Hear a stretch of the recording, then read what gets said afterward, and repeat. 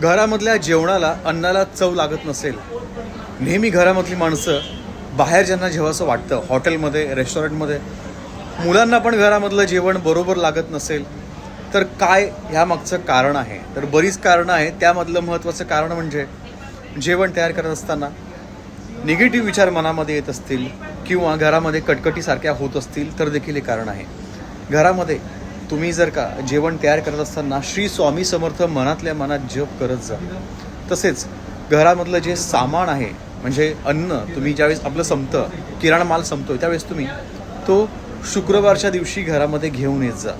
घरामध्ये मीठ, तांदूळ, तेल ह्या गोष्टी कधीही संपवून देऊ नका. ते संपायच्या पूर्वीच भरून आपल्या घरामध्ये त्याचा साठा करून ठेवा.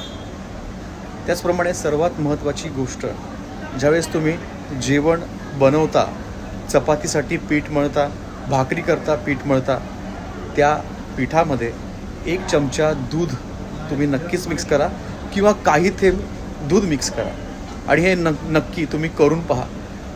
तुमच्या जेवणाची चव देखील वाढेल आणि घरामधल्या लोकांमध्ये खूप चांगलं वातावरण निर्माण होईल. तुमची प्रगती देखील होत राहील, पैसा देखील येईल आणि अन्नाला कमी पडणार नाही. धन्यवाद.